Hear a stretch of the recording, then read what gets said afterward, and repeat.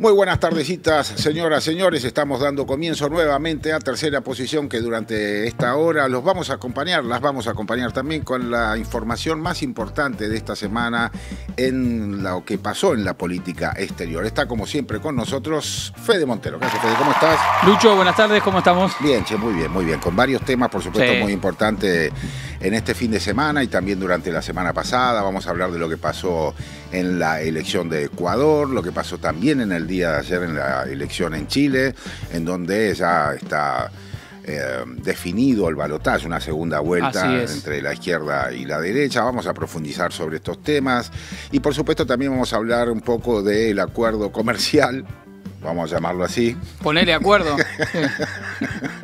Lineamientos, ¿cómo te gusta? Sí. Decisiones. Le dicen marco, parece más una jaula que un marco, pero bueno. Exactamente, la jaulita comercial que armaron los norteamericanos, los estadounidenses, respecto de Argentina y también respecto de varios países de la región. O sea Me parece que eso es clave, entenderlo en un marco regional y qué rol ocupa la Argentina en esa perspectiva regional para Estados Unidos es un elemento que le da un sentido a lo que después se puede discutir específicamente, sectores y demás. Sí.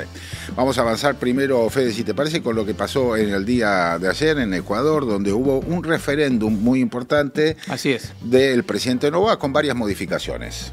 Así es, bueno, para poner un poco de contexto, Ecuador fue ayer a las urnas con un nivel relativamente alto de participación de la población, donde el presidente Noboa, recordemos el presidente Daniel Noboa, asume lo que sería su segundo mandato o su primer mandato completo, porque fue quien reemplazó al anterior presidente, Lasso, tras la crisis política del gobierno de Lasso, que había declarado la muerte cruzada, que es como una elección simultánea de la Asamblea Nacional, que es el poder legislativo en Ecuador, y el poder ejecutivo.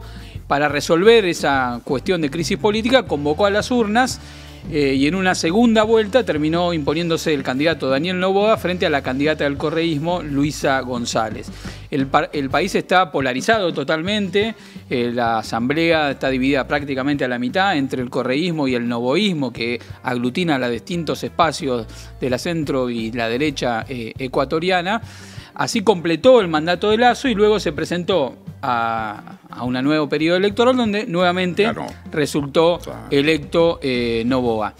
El contexto político y económico de Ecuador es un contexto de una enorme crisis social derivada de la presencia permanente de las bandas narcos en la vida cotidiana del Ecuador, lo que ha determinado que Noboa, que asumió como un presidente que venía a poner fin a la polarización y a plantearse más allá del correísmo y del anticorreísmo, termina asumiendo dos matrices discursivas que le permiten sostenerse en el poder. Y esto tiene que ver con la consulta, no me olvidé de la consulta, pero ayuda a entender el objetivo que tenía esta consulta.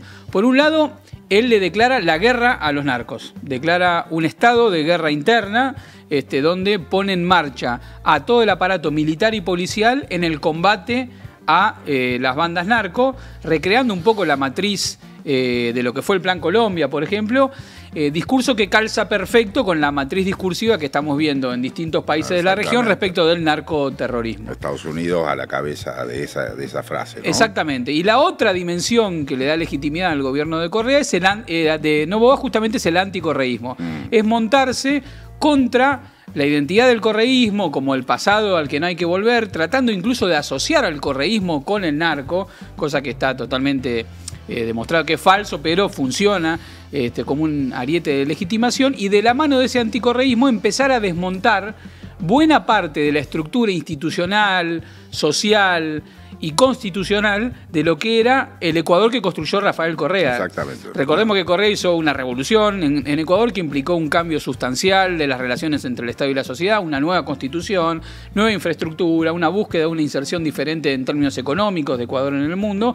Todo eso entró en crisis luego de que Correa dejara el gobierno, y lo que busca Noboa es terminar de desestructurar ese Estado correísta. Y esta consulta iba al corazón de avanzar en la desestructuración del Estado correísta a través de varias preguntas que orientaban si la gente quería acompañar o no un proceso de reformas en contra de lo que era la institucionalidad heredada del correísmo. Antes de ingresar, Fede, al mundo de las preguntas que fueron consultadas justamente en el día de ayer, te propongo que veamos en principio unas declaraciones de Luisa González sobre esta consulta popular que se hizo en Ecuador. Vamos a escuchar las dos, la que hizo Luisa González y la que hizo Daniel Noboa. En principio, Luisa González, a ver si lo podemos escuchar. A los gobiernos locales. 721 millones le debe el gobierno a los gobiernos locales. Por eso es que les hemos dicho a la población, esto no se resuelve con una consulta popular, esto no se resuelve con un referéndum, esto se resuelve con un buen gobierno. Y por eso hemos llamado a la población a votar no por partidos políticos, vote por quien usted quiera, pero analice con conciencia, con razón y con corazón. Hay que votar por nosotros, por nuestros hijos, por nuestros padres. Hay que votar no. La seguridad en el país. La seguridad, somos el segundo país más violento de toda la región. Solamente en defensa, el presupuesto de inversión en defensa, 46%. El presupuesto de inversión solamente han ejecutado el 46% hasta el mes de octubre. ¿Qué significa? Que no existe la voluntad de combatir la violencia que sufrimos en las calles los ciudadanos. Está claro, ¿no? ¿Ustedes van por el no? ¿Convencidos de que el no tiene que ganar? Por ejemplo, ¿ustedes están convencidos de que no tiene que haber una constituyente nueva? ¿Están contentos con una constitución que desde el 2008 ha sido reformada en 40 artículos? Aquí hay que guardar la coherencia también. En la segunda vuelta nosotros hicimos una alianza, el acuerdo de Tixán, con diferentes organizaciones y partidos políticos, y dentro de los puntos de acuerdo era no ir a una constituyente si se pretende topar derechos de pueblos y nacionalidades y los derechos de la naturaleza. La constitución que pretende hacer el señor Noboa, al parecer, es porque le estorba el derecho a la salud pública de calidad y gratuita, a la educación pública de calidad y gratuita, y los derechos de la naturaleza. ¿Por qué creen eso? Primero, por los números, porque no ha ejecutado ni siquiera el presupuesto, quiere quitarle al IES le quiere quitar el servicio de salud y pasárselo ¿a quién? Al Ministerio de Salud Pública. Ministerio de Salud que ha ejecutado 4% del presupuesto de inversión. Es decir, no tenemos un servicio de salud y quiere quitarle al IES y por eso el servicio de prestación de salud y por eso le estorba la Constitución de la República. Los recursos naturales, Quimsacocha, Azuay, se ha pronunciado a favor de mantener, de no hacer proyectos mineros en zonas de recarga hídrica. Ahora, lo hicieron en Girón y en Cuenca. Y él, al parecer, para poder seguir con los negocios familiares de minería, le estorba la Constitución. Bueno, ya están algunos puntos, se están dilucidando algunos de los puntos que se consultaron en el día de ayer. Te propongo a ver si querés que escuchemos a Noboa. Justamente en este mismo registro, previo a la consulta popular, dijo Daniel Noboa, el presidente de Ecuador, lo siguiente. Y aún queda mucho por hacer, pero estamos encaminados a lograrlo. Por eso la consulta popular es clave. En ella decidiremos si seguimos anclados al pasado o si avanzamos hacia un mejor futuro. Nosotros luchamos todos los días para mejorarle la vida a los ecuatorianos y ellos luchan todos los días para que todo se mantenga igual y nada cambie. Y para lograr ese mejor futuro debemos empezar por lo más importante. Cuidar a nuestros niños desde sus primeros días de vida, porque es ahí donde empieza el verdadero cambio. Dándole la nutrición adecuada, dándole la tranquilidad, dándole un espacio en el que puedan desarrollarse, en el que puedan crecer, no solo saludables, sino también alegres. Estamos trabajando incansablemente para cerrar esas brechas de pobreza y desigualdad que durante años... Bueno, ahí estábamos escuchando entonces al presidente Noboa. Los dos audios que escuchamos, las dos intervenciones, son previas a la consulta popular y los puntos de discusión, Fede, se sintetizan ¿de qué manera? Bueno, yo diría que había 4 instancias de discusión importantes. La primera, en cuanto a relevancia, ahí estamos viendo los resultados, se le preguntaba a la gente si aceptaba que volvieran a instalarse bases extranjeras en Ecuador, que es un eufemismo decir bases norteamericanas. Sí, claro. Existía hasta el gobierno de Correa la base de Manta, que en 2009 Ecuador decidió cerrarla desde el gobierno de Correa. Recordemos, en un contexto donde la presencia militar norteamericana se está desplegando en la región. Hemos hablado largamente en este programa respecto a lo que acontece en el Caribe, el sitio que hoy hay sobre Venezuela y demás, y la colaboración estrecha que hay entre las Fuerzas Armadas y servicios de seguridad norteamericanos con los ecuatorianos en el contexto de esta guerra contra el narcotráfico. Se pensaba que en este giro político eso iba a salir habilitado. Bueno, ahí está una respuesta 60, contundente, 40. 60-40 en la pregunta que estamos viendo. Claro. La segunda es importante, eliminación de fondos a partidos y movimientos políticos. ¿Cómo insisten con eso, no? ¿Qué interés Es un hay? latiguillo de la derecha Sí. que claramente está asociado a dinamitar las posibilidades de que las fuerzas populares sustenten su actividad política, Claro, y los grandes poderes económicos concentrados puedan sostenerlo. Daniel Noboa no es un recién llegado a la actividad económica, es el hijo de Noboa, que es son generaciones de empresarios bananeros en Ecuador que hoy han diversificado su producción hacia la minería, hacia el sector financiero también, y forman parte de las clases dominantes. Es una expresión orgánica de las clases dominantes ecuatorianas que por supuesto tienen los recursos para bancar la política. Pero es muy interesante eso, ¿no? La insistencia que hay de parte tanto del mundo corporativo y empresarial como del mundo colonialista sobre la región. Vamos a usar esa palabra, ya suena vieja, colonialista, pero bueno, pero tiene una actualidad importante. Tiene mucha actualidad, que es la de jibarizar el proceso, los procesos democráticos. O sea, cuanto menos se exprese la gente, cuanto menos esté participando en la vida pública, mejor para estos espacios que estamos describiendo. Yo diría que es una búsqueda coloniales. de que, claro, que la política quede capturada por el poder económico, Claro, que haya menos claro. autonomía de la política para poder desarrollar confrontación con esos intereses, porque si el financiamiento para tu actividad política depende del poder económico, entonces es muy difícil que vos puedas desarrollar un programa que lo afecte. Tercera pregunta relevante y asociado con eso, la famosa reforma política, reducir el número de asambleístas. Porque gastan mucho. Claro, son muy caros. es la típica vulgata economicista respecto de el gasto de la política, reducirlo. Y bueno, y la última, que era el corazón de la discusión, era la posibilidad de abrir un proceso constituyente para revertir la matriz fundamental del Estado constitucional social de derecho plurinacional que tiene Ecuador, donde ahí no es solamente una cuestión discursiva y simbólica, que ya de por sí es importante, sino, como bien escuchábamos en lo que decía González, la candidata, la legisladora del correísmo, hay muchas disposiciones presentes en la Constitución ecuatoriana que dificultan el avance total de la economía extractivista en Ecuador.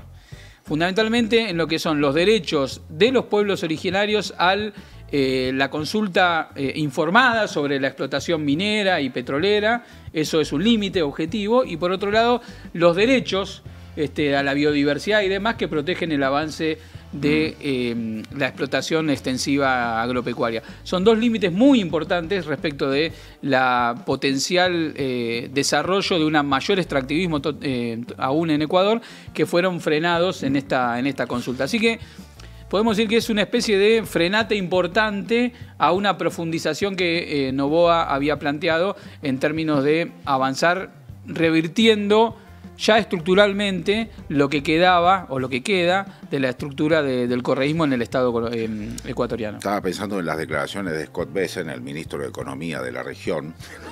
No es solamente el secretario del Tesoro norteamericano, sino que se ha convertido, por lo que él dice, por la forma en la que se expresa, en el ministro de Economía de Latinoamérica. Entonces, hablaba claramente del alineamiento de Ecuador, el alineamiento de Bolivia, el alineamiento de Paraguay, por supuesto de la República Argentina, lo que se dirimió también en algún sentido en el día de ayer en Chile, y las grandes molestias que tiene Scott Bessent con Latinoamérica radican en Caracas y por otro lado en Colombia. Pero quiero decir, lo plantea sin ningún pudor y establece acuerdos comerciales. De hecho, en eso después vamos a conversar. Argentina está dentro de un nuevo acuerdo comercial con Estados Unidos que está hilvanado con los acuerdos comerciales con el resto de los países latinoamericanos que nombré recién, que nombró Bessent, y que además hay que sumarle algunos países de Centroamérica como El Salvador, Guatemala, con los cuales tenemos el mismo PowerPoint de acuerdo comercial. Es eso, es una hoja de cálculo en donde dicen necesitamos esto, y son las cosas que está diciendo el nuevo ministro de Economía de Latinoamérica. Así es, y forma parte, como bien decías vos, de un diseño regional con las características particulares que tiene cada escenario nacional. El caso de Ecuador claramente vinculado con la problemática derivada del conflicto con las bandas narco, sí, que resulta también de un reacomodamiento más general que nos remite a los acuerdos de paz en Colombia, como una parte de las FARC que ocupan el límite entre Colombia y Ecuador. Si uno recuerda el mapa, hay un límite en el norte de Ecuador con el sur de Colombia. Ahí había un sector de la FARC que regulaban un poco el tránsito del tráfico de drogas por ese lugar. Con los acuerdos de paz eso se desmovilizó, la frontera se complejizó, se reubicaron a través de los puertos en Ecuador ese tráfico de drogas y permearon la lógica del control del territorio del narcotráfico en el conjunto de la sociedad ecuatoriana, llevando a un nivel de violencia social que no tiene precedentes en Ecuador. Estamos hablando que son récord de muertes vinculadas con el narcotráfico y los homicidios, y llegando también a la violencia política. Hay que recordar que en las elecciones donde Noboa accede por primera vez a la presidencia, lo que fue clave fue que días antes de que Noboa gane esas elecciones, fue asesinado uno de los candidatos electorales, sí, que era un periodista que investigaba justamente las bandas narco. Luego fueron asesinados candidatos a alcalde, del correísmo y demás, es decir, una extensión de la violencia social a la violencia política, y eso ha legitimado un modo de accionar del gobierno de Noboa a partir de instalarse como una especie de policía que va a resguardar la seguridad del conjunto de los ciudadanos, y de la mano de eso quiso meter el desarme del Estado correísta. La gente le dijo que no. No necesariamente porque defienda 100% el legado del correísmo, pero porque entiende que una cosa no está vinculada con la otra, y hay una gran crisis de representación política en Ecuador que todavía está pendiente de ver cómo se resuelve. Muy bien, Fede, vamos a pasar al tema de Chile, que tiene que ver con la elección del día de ayer. Les propongo escuchar los dos cierres, o sea, lo que pasó anoche. Finalmente va a una segunda vuelta, un balotaje. Los dos candidatos son Janet Jara, que es del Partido Comunista, que sacó 2 puntos más que uno de los líderes de la derecha, Kast, que estuvo partida a la derecha en 4 partidos, por lo menos, ¿no? Estaba Parisi por un lado, Evelyn Matei por otro lado, Kast por otro lado, pero finalmente, de acuerdo a cómo se dieron los resultados, tendremos una segunda vuelta dentro de 20 días aproximadamente. Kast, en el día de ayer, dijo lo siguiente una vez que se supieron los resultados. A ver si lo podemos escuchar. Porque lo que tenemos que evitar, y también lo he mencionado, es la continuidad de este gobierno que tiene nombre y apellido, y se llama Janet Jara. Janet Jara es Gabriel Boric. Y en esto no se equivoquen, que nadie en sus casas se confundan. Bueno, Kast es la tercera vez que está presentándose como candidato a presidente, y Janet Jara también el día de ayer hizo una intervención una vez conocidos los resultados. Finalmente es la ganadora de la elección en la primera vuelta. Yo veo un escenario bastante parecido al de Argentina con Milei, ¿no? Que se van a juntar los de la derecha, pero vamos a conversar ahora en un rato. Pero me parece que es interesante lo que dijo Janet Jara en el día de ayer en relación a tomar las propuestas que hicieron los opositores de derecha para la posibilidad de una campaña constructiva un poco más amplia que la lleve a la presidencia, y esto fue lo que dijo Janet Jara. Como ustedes saben, quiero contarles que vengo mirando, por cierto, las propuestas de los otros candidatos. Y quiero contarles ahora que valoro profundamente la propuesta de la devolución del IVA de los medicamentos que está en el programa de Franco Parisi. Quiero contarles que además valoro las esquinas deportivas que están en el programa de Harold May Nichols. Con todos los opositores. Por cierto, en el caso de Evelyn, ¿cómo no vamos a valorar Matei, a la reducción de los tiempos de espera oncológica? Y lo tomaremos, porque cuando la salud en Chile no se soluciona, son quienes tienen menos recursos los que más sufren. Quiero señalar además que vamos a recuperar 400 barrios vulnerables, como lo propone Marco Enrique Sominami. También otro de los competidores que sacó 1,7%, sacó muy poco Minami. El resultado final fue de Janet Jara 26,8%, casi 27 puntos, y Kast quedó con 24 puntos. Es una diferencia pequeña, sí, la que hay entre uno y otro candidato, teniendo en cuenta cuál es el mundo de alianzas que se puede armar para la segunda vuelta, ¿no? Para el balotaje. Te propongo, Fede, que conversemos con otro Federico. A ver. Con Federico Galende. Bueno. Sí, Federico Galende, además de ser un hermano, es mi hermano mayor, es doctor en filosofía, es escritor, es docente, vive en Chile desde hace muchos años y vamos a analizar con él las elecciones del día de ayer. ¿Qué hace, Fede? ¿Cómo estás? Muchas gracias por atendernos. ¿Qué tal, ¿Cómo les va? Muchas gracias, Fede. Bueno, a ver, primer análisis de lo que viste en el proceso electoral y qué es lo que te parece que pasó anoche en relación al resultado electoral y cómo estás viendo la perspectiva para la pregunta que todos estamos haciéndonos, ¿no? La perspectiva para la segunda vuelta. Bueno, como lo estamos viendo más o menos todos, lo primero que me gustaría decir es que lo de ayer no me pareció en absoluto una sorpresa. Se lo presentó en los medios, tanto nacionales como internacionales, a título de una gran sorpresa. Incluso la izquierda asumió esa condición cuando en realidad no lo es. Jara estuvo 4 puntos, 3 puntos abajo de lo que era su piso, por decirlo así. Y era esperable, es decir, el país estaba más o menos preparado para comprender que es Kast la figura que seguramente va a ganar en la segunda vuelta, porque la derecha se ha organizado muy bien y tiene 3 fuerzas fundamentales. Basta con calcular simplemente que tiene un 50, casi un 50,1, casi un 51, digamos, ya con los votos que sacó ayer. Es muy improbable que pueda esto girar de acá al 14 de diciembre, digamos que es la segunda vuelta, ¿no?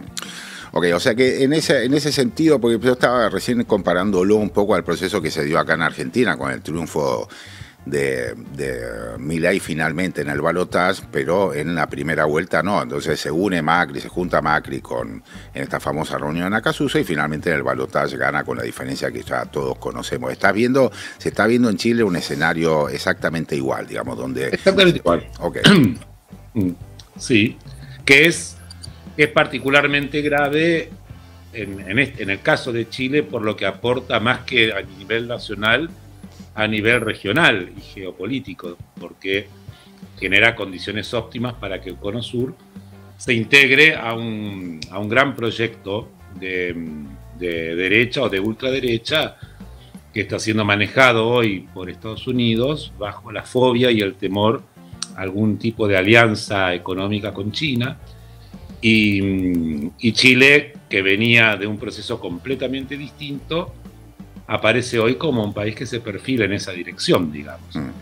En términos macroeconómicos no es lo mismo que Argentina, porque en Argentina se discuten 2 modos completamente diferentes de administrar la gestión pública. En Chile es más o menos parecido, lo que se modifican son algunas políticas públicas y un tremendo miedo de la gente que está en la universidad y en el campo más académico, por lo que pueda significar un avance sí fuerte como el de Kast, digamos, que como sabemos es un ultraderechista, digamos.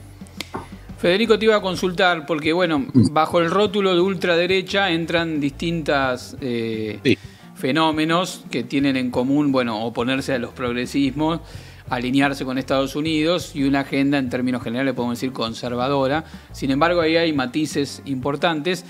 ¿Cómo podés caracterizar un poco lo que representa Kast? ¿Lo vemos más cerca de un Bolsonaro que de un Milei? ¿Y qué implicancias tendría eso para la convivencia social en Chile y para los derechos sociales y civiles de ese país? Bueno, tiene muchísimas consecuencias, pero de todas maneras, Chile es un país que tiene un cierto equilibrio institucional, más o menos consensuado, que ha venido desarrollando desde su primera gran revolución neoliberal. O sea, es un cuento que tiene 60 o 70, 80 años ya, y las maneras en que generalmente se administra el país son esas. lo de a Kast no se le puede decir que es de ultraderecha porque, como sabemos, el candidato Kaiser es de ultraderecha, podríamos decir. Sí, un poco más. Probablemente después tengamos una ultra derecha contra una ultra. Entonces, no me parece que se pueda equiparar tampoco, por lo menos en términos de intervención política, de intervención cultural, el discurso de alguien como Kast con el de alguien como Milei, digamos. Porque Kast es un conservador, ¿no? Es simplemente un conservador que viene a sintomatizar muy bien, sintomatiza bastante bien, no un fenómeno nuevo que sería el de la ultraderecha, sino más bien el de una consumación, que creo que también está en los demás países, del régimen neoliberal. Es decir, estamos viviendo la consumación de la liberación, de la acumulación de la riqueza que había ya puesto en escena el laboratorio neoliberal, pero ahora desde una posición que ya es completamente impune, que no está, por otras razones, obligada a explicar nada, ¿no? Entonces, por ejemplo, el gobierno de Boric fue el peor gobierno en la historia de este país. Ahora nadie explica por qué. No está ni cerca de ser el peor gobierno en la historia del país, pero nadie tiene que tomarse el trabajo de explicarlo. El comunismo es algo odiable, que por ningún motivo debe gobernarnos, esto está en la gente, pero no hace falta explicarlo. El Partido Comunista Chileno es el partido más limpio que tiene la historia de este país. Es un país que es un partido que jamás le hizo ningún daño a nadie, pero la sola palabra asusta y por lo demás Jara no es una candidata del Partido Comunista, es una candidata de una gran alianza de centro izquierda de la que ella es una candidata simplemente porque en la interna abierta se la votó, seguramente con votos también de la derecha, ¿no? Para poder tener este fantasma al que exorcizar, ¿no?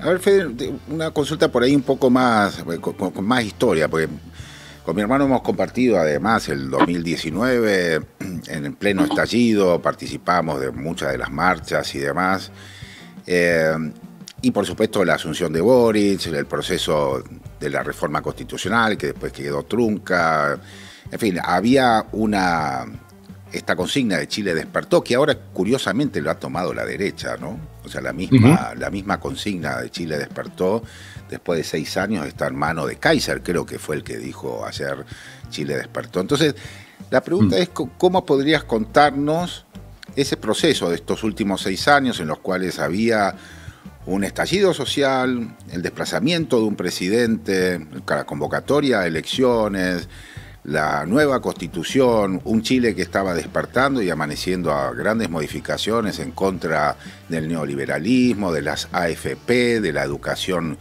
rentada o pagada? Había una serie de cosas que estaba cuestionando en ese movimiento social o en ese estallido social, estaban cuestionando muy claramente el resultado del neoliberalismo, por lo menos desde la época del pinochetismo, hace 40 años antes. Entonces, ¿cómo ves todo ese proceso de estos últimos 5 o 6 años en los cuales está Boric en el medio, está el intento de reforma, el estallido y finalmente el ascenso de estas ultraderechas, ultraderechas? Mira, es un fenómeno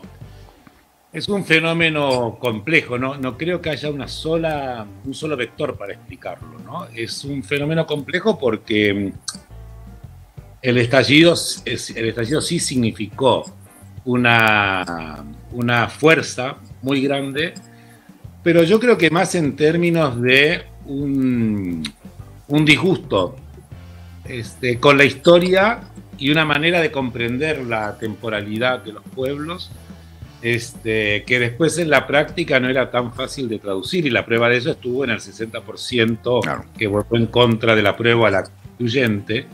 Era una constituyente muy hermosa, pero que también tenía algo de onírico, ¿no? Tenía algo de sueño, y por lo tanto esa reacción desgastó mucho a Boric, que estaba recién entrando, un presidente joven, con un gabinete joven, tratando de ubicarse, lo dejaron, quedó totalmente desorientado, se lo encerró inmediatamente en la agenda de seguridad, se hizo una gran campaña respecto de ese asunto. Como no había mayores propuestas de izquierda que pudieran compensar esa otra posición, entonces fue naturalmente que la agenda de seguridad fue la que se terminó imponiendo, junto con la de devolver a todos los inmigrantes a sus casas, parar a las mujeres, perseguir a los pobres, bueno, en fin, cosas que estamos viendo que están ocurriendo hoy en buena parte de la región, ¿no? Pero es comprensible porque, y por otro lado, lo de Milei es parecido, ¿no? De alguna manera el estallido 2001 aparece ahora condensado en esta especie de pérdida de todo protocolo que lució en los primeros años de mandato, ¿no? Como diciendo, ahora somos totalmente libres, digamos, ¿no? Y sí es verdad que todo esto nace de fundaciones muy pequeñas, con mucho poder económico, que están articulando realmente una especie de posición suprematista en la región, ¿no? Y que por supuesto es muy, muy delicada, muy grave. En el caso de Chile, más que por las políticas económicas en particular, es por la violencia de los lenguajes que llevan esas posiciones, ¿no? Pero era comprensible que hay que también hacer autocríticas, digamos, ¿no? El mundo de Boric, la izquierda de Boric es una izquierda que de alguna manera proviene de un país que sufre segregación desde hace ya muchísimo tiempo, y entonces de pronto se habla en los ambientes de izquierda, en las universidades, en el Estado, en la gestión pública, de cosas que no están pasando en ninguna parte del país, ¿no? Entonces hay también entonces es un fenómeno distinto. Claramente, sí. Te quería preguntar, volviendo un poco a la coyuntura, veíamos antes de comenzar el reportaje con vos las declaraciones de Jara, que hay que recordar, había sido la ministra de Trabajo de Boric, había logrado algunas reformas relativamente relevantes, en tema de pensiones y demás, o sea, además de su pertenencia partidaria, como bien decía Federico, y de ser la candidata de una alianza amplia, tenía un antecedente de gestión y demás que digamos, como podía permitir desarmar un poco el mito de la comunista que viene a comerse a los niños de Chile, que ella intentaba desarmar un poco este clivaje que se va a armar naturalmente hacia la segunda vuelta, que es, bueno, todo lo que estamos contra el gobierno, tratando de captar algunas de las propuestas programáticas de los otros candidatos, a ver si logra de esa manera influir sobre el electorado. Las cartas parecen jugadas, pero ¿qué perspectiva le ves o qué chances crees que tiene el campo popular para afrontar esta segunda vuelta en términos de disputarla y además que, aunque quizá no se logre ganar, no perder 70-30? Claro, va a ser difícil. Una parte importante del campo popular que podía estar apoyando, por ejemplo, causas muy nobles como el estallido, hoy no están de acuerdo con eso. Y están votando más por tener un Estado, porque no es reducir aún más el Estado. Chile no puede reducir el Estado de lo que ya lo redujo durante años. Quiero decir, no hay prácticamente Estado. Entonces, el asunto no es seguir reduciendo el Estado, porque eso es imposible, pero sí redirigir ciertos recursos del Estado a lo que sería la guerra securitaria, digamos. Sobre todo porque en Chile se percibe mucho que hay privilegios en el mundo de las políticas culturales, de los funcionarios, del Estado, de los universitarios que estamos en la universidad pública, que es un poco como están viviendo en una burbuja, pero la realidad de la calle es totalmente distinta, ¿no? ¿Hay algo de cierto en eso? Sí, hay algo de cierto. Y más que llorar por lo que ya ocurrió, tenemos que pensar cómo desde la izquierda somos capaces de tocarnos más con lo que está pasando en la gente, porque efectivamente hay una serie de voces muy disgregadas que tienen momentos muy interesantes, pero que también tienen momentos que son regresivos, y estamos jugando con un experimento. Acá el voto por Kast es el voto por un experimento, digamos. Vamos a probar algo distinto, ¿no? Dado que Jara, más que amenazante, se ve como un personaje que viene a repetir lo que la izquierda ha gestionado desde que volvió la democracia hasta ahora. Es decir, un Estado que puede hacer pequeñas políticas parche para una sociedad trabajadora que en general pasa muy poco por la formalidad. Entonces, también hay que ser consciente de eso, que la gente lo que está diciendo es: nosotros queremos que nos dejen tranquilos, que no nos cobren impuestos, que no nos den nada, pero que no nos cobren impuestos y nos den seguridad.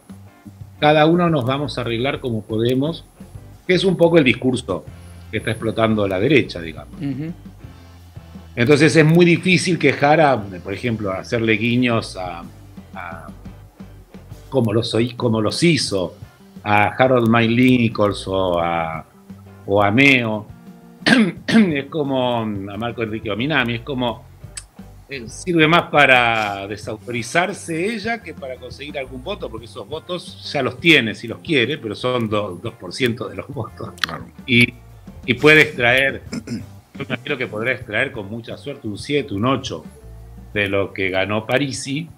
Esos votos no están comprometidos para nadie y por lo tanto, sumando todo, estamos hablando de un 35, de un 40% con mucha fuerza. Y hay que ver, porque ahora la pelea es con partidos políticos muy constituidos, ¿no? Muy improbable que alguien que votó a Matei vaya a votar a Janet Jara.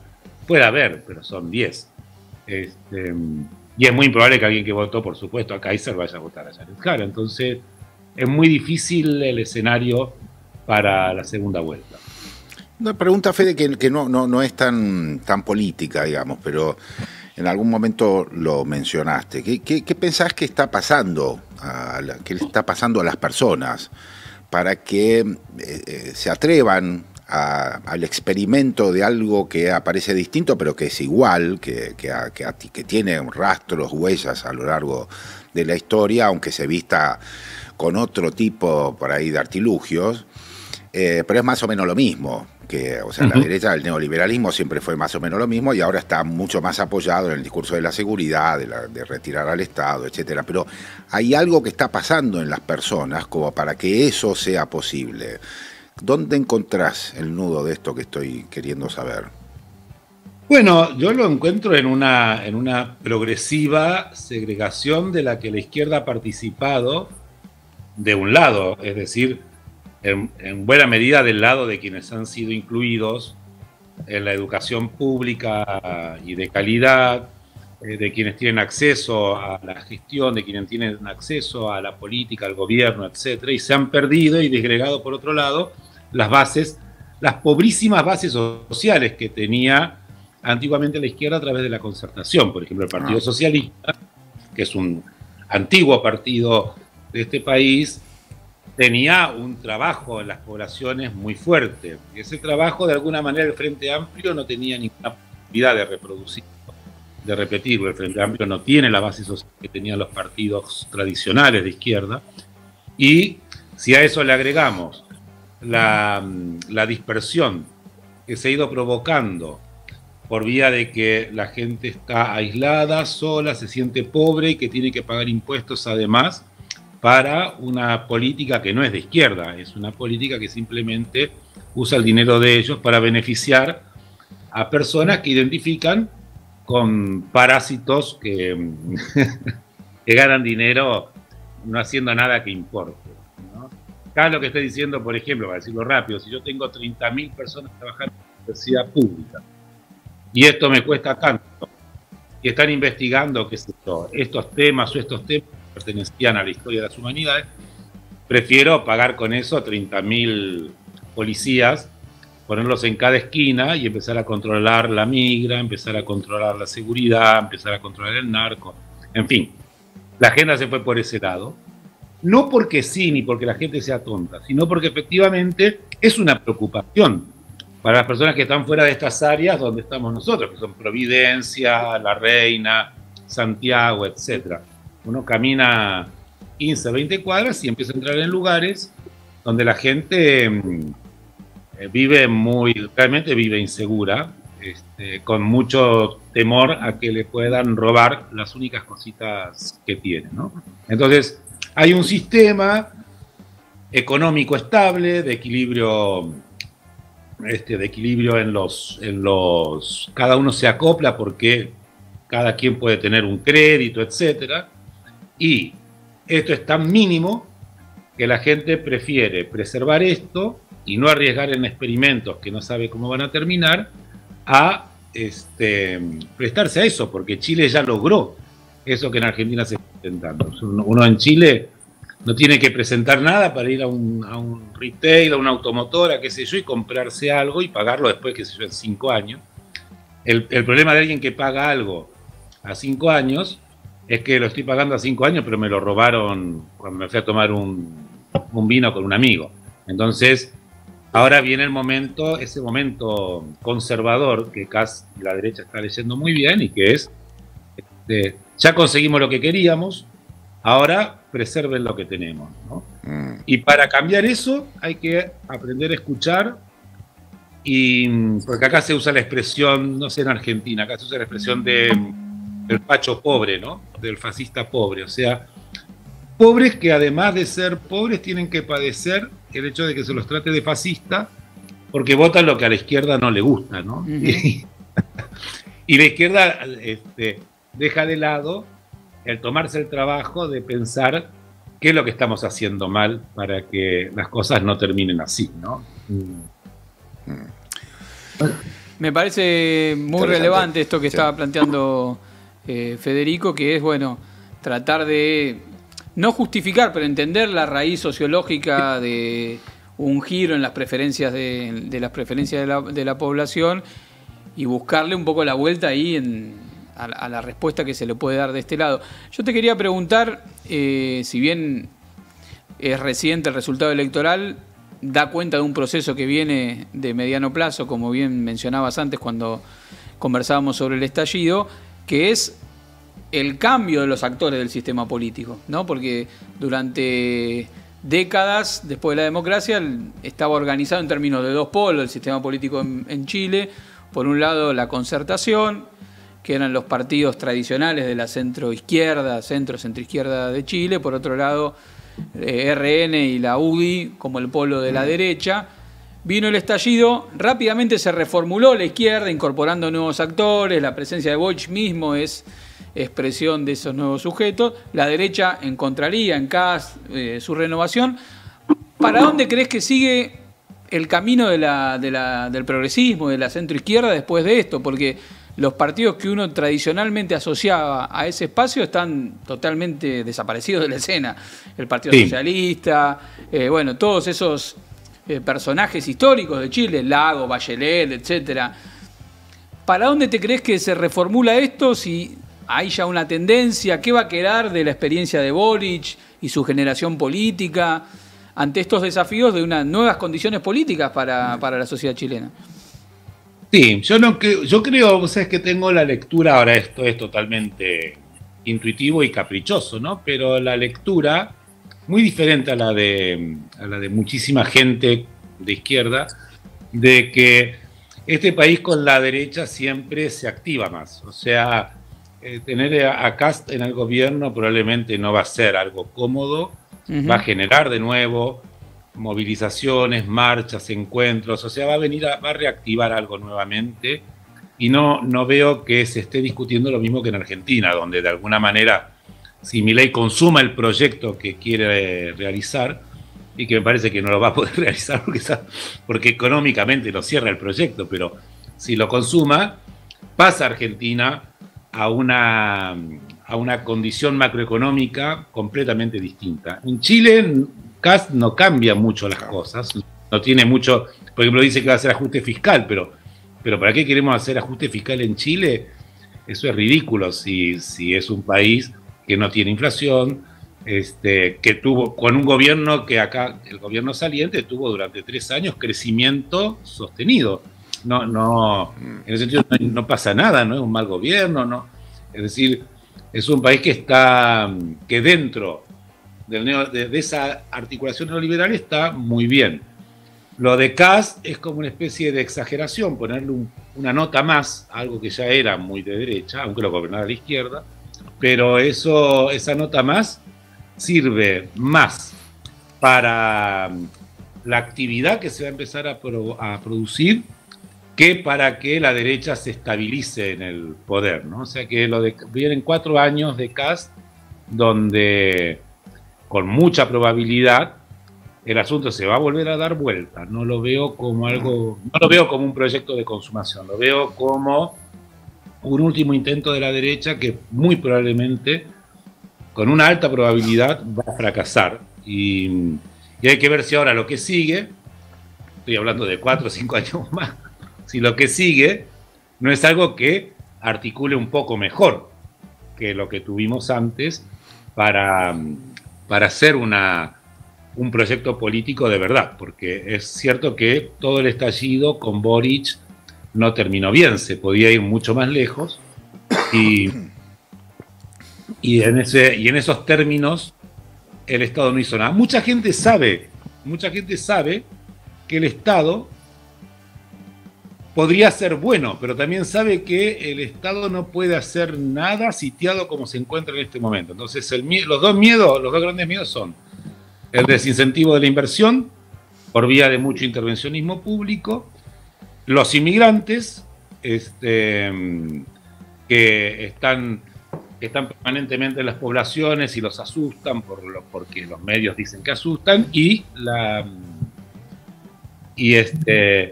el problema de la seguridad. Entonces es un problema y eso es algo momentáneo, porque Kast no tiene muchas más posibilidades de hacer algo con la seguridad que no se haya hecho en Chile. De hecho, Chile no es un país inseguro, digamos.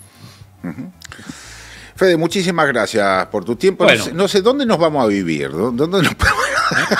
Vamos a tener que buscar algún lugarcito. Sí. Hay que buscar. Es raro, ¿no? Porque sí, en el medio de la cordillera puede ser, a lo mejor, ahí en soledad y en altura.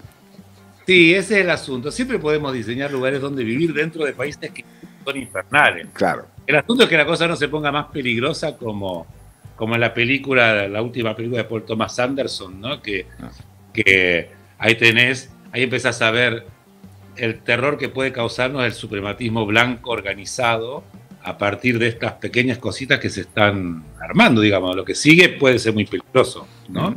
Claramente. Esta cosa puede ser muy peligroso. Sí, sí. Es preocupante. Fede, un gran abrazo, viejo. Muchas gracias por un abrazo para ustedes. Muchas gracias por la invitación. Muchas gracias por estas palabras. Interesante el análisis. Pasamos por varias partes, sí, porque no solamente era cuestión política, electoral, números, sino también subjetivas, ¿no? De qué es lo que está pasando con la sociedad, qué es lo que está pasando con la estructura política de Chile de aquí al futuro. Y estuvo buena la conversación, ¿no? Seguramente habrá que continuarla porque, bueno, vamos a una segunda vuelta, un probable triunfo de Kast y veremos cómo se desarrolla un proyecto que tiene que ver con un nacionalismo conservador en el caso de Chile, que va a tener también sus implicancias en su relación con la Argentina, y eso hay que considerarlo, independientemente de la convergencia o no que puedan tener Kast y Milei en términos estratégicos. Me parece que ahí vamos a tener que seguir muy de cerca lo que suceda en Chile. Pasamos, Fede, si te parece, a hacer un repasito muy, muy breve respecto del acuerdo de Argentina con Estados Unidos, un acuerdo comercial, una especie de gran almacén que está abriendo Estados Unidos en la región.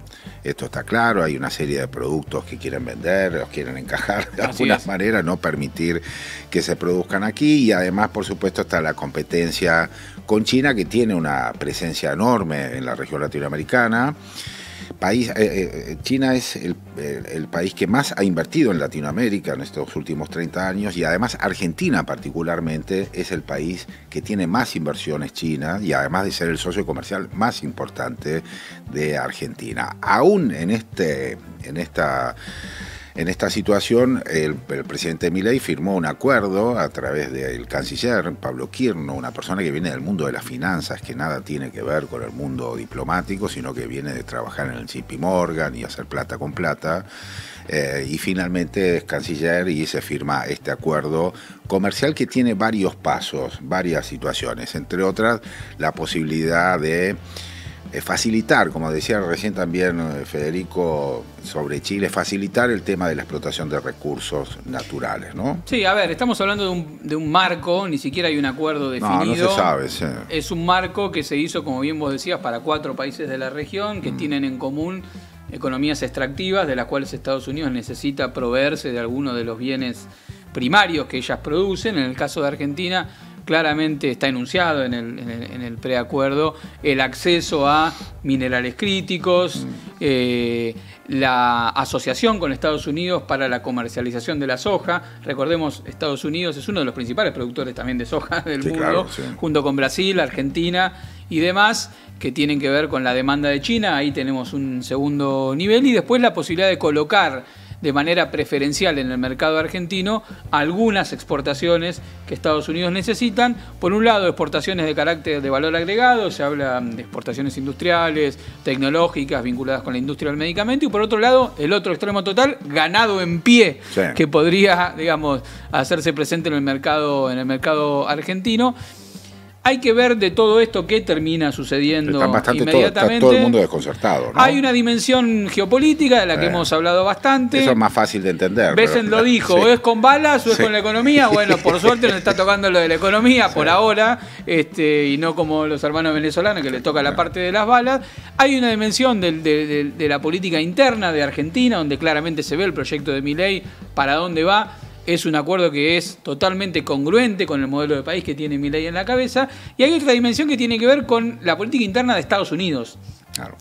Y me parece que ahí hay una clave por ahí que no se analiza tanto, que Estados Unidos tiene problemas de inflación y necesidad de colocar algunas exportaciones. Bueno, creo que este acuerdo también tiene que ver con eso, ¿no? La amenaza a los productores norteamericanos: ojo, si ustedes siguen presionando con los precios, nosotros te traemos los productos agropecuarios de Argentina, sí, la carne de Argentina. Yo más como amenaza me parece que como un elemento real, pero ahí está presente, y mucha de la prensa norteamericana, cuando analizaba estos acuerdos desde la perspectiva de ellos, lo situaban en este problema, que hay un gran descontento en la población norteamericana con la economía de Trump, que había prometido bajar la inflación respecto de lo que había hecho Biden, y la inflación está aumentando. Por supuesto, es Estados Unidos, no es la Argentina, digamos, ¿no?, en términos de inflación, pero ahí hay un problema real. Y por otro lado, la posibilidad de descomprimir la necesidad que tienen muchos de los productores ellos, colocando una parte de su excedente acá. O sea que eso también juega en la interna norteamericana, y también como para justificar, bueno, ¿por qué estuvieron tanto ayudando a la Argentina? Miren, obtuvimos todo esto, ¿no? Ganamos, además. Claro, ganamos plata y además colocamos todos estos productos. Yo ubicaría estos 3 niveles de análisis. Sí. Hay que ver cómo evoluciona. Geopolíticamente, no es incompatible tener relaciones maduras con China y tener relaciones maduras con Estados Unidos, siempre y cuando uno identifique el interés nacional y un proyecto de país, porque tampoco hay que posicionarse necesariamente. Bueno, pero es un pedido explícito que hace Estados Unidos, el de alejar a China de cualquier participación. O sea, frenaron las represas del sur, es la inversión más grande que tiene China. Claro, lo que pasa es que hay que identificar claramente a qué se refieren con el tema de China, porque desde que asumió Milei, el comercio con China aumentó, no bajó. No, el tema son las inversiones en infraestructura. Bueno, por eso, entonces hay que entender. Frenaron el CART, que es la gran antena que está en Pampa de Leoncito, en la provincia de San Juan. Vinieron y frenaron, dijeron, ya tiene el 95% de construcción, falta montarla nada más en su pedestal, pero no quieren que haya un acuerdo científico entre Argentina y China que arme una gran oreja, como es esta gran antena, una gran oreja para escuchar el espacio exterior. No les interesa que los chinos intervengan en la construcción de 2 represas que están avanzadas ya en un 40%. Yo estuve en esos lugares, no es que no hay nada hecho, hay 2 campamentos hechos, hay gran parte, sobre todo de la Separdí, que está muy avanzada, hay una turbina que ya se trajo también, pero bueno, todo eso lo frenan en función de los intereses norteamericanos que pretenden desplazar Claro, pero eso a China. No es el avance comercial de China, eso es ciertas áreas estratégicas en las que Estados Unidos considera que se juega la seguridad nacional de ellos en su expansión hemisférica, en las cuales ellos bloquean. Entonces, esto lo decimos porque ¿cuál debería ser una posición nacional y popular sobre esto, del peronismo sobre esto? No es alinearse con China, sino identificar por dónde pasan las matrices propias de lo estratégico para el interés nacional de la Argentina y cuáles asociaciones estratégicas con otras potencias favorecen a eso y cuáles no. Me parece que en el marco de un proyecto y que va a necesitar reindustrializar la Argentina, ganar márgenes de autonomía, este acuerdo marco que nos dejaría Milei, bueno, claramente no ayuda. Veremos cómo sigue en todo este combo de temas sobre el cual estuvimos hablando. Ecuador, por supuesto, la República Argentina con este acuerdo con Estados Unidos, más lo que ocurrió en Chile y la consumación, o por lo menos el rediseño que hay sobre la región con una intervención muy activa de parte de Estados Unidos en el ámbito de lo económico y del desarrollo del futuro de las inversiones y demás, que venga lluvia de inversiones y todo ese tipo de cosas que están pregonando permanentemente. Así que entiendo que repasamos los temas más importantes, Fede, de esta semana vinculado a la política exterior. Muchísimas gracias. El lunes próximo nos vemos. El próximo lunes nos vemos. Me parece muy bien. Estamos despidiéndonos. Señoras, señores, muchísimas gracias por haber estado del otro lado. El próximo lunes nos volvemos a encontrar. Tenemos gente para agradecerle, ¿no? Eso justamente te iba a decir. Perdón. Sí, te iba a decir. Bueno, Sabino Wall en la asistencia de producción. Bruno Capaccioli en la dirección, Pascual Calicho en la coordinación de producción y Emilia Raciati, la jefa, en la producción general de este programa. Le mandamos un saludo al Pipo Borosito, que hoy no pudo venir, y Kiara tampoco. Y a Kiara Carro, que no pudieron ser. Y a Sabino Wall, que estuvo también con nosotros en la asistencia. Así es, sí, lo nombré al principio. Perdón. Lo decimos nuevo. Gracias, Sabino. Gracias, Sabino. Muchas por ser como sos. Gracias. Que te pasen una buena semana. El próximo lunes nos volvemos a encontrar aquí en Tercera Posición.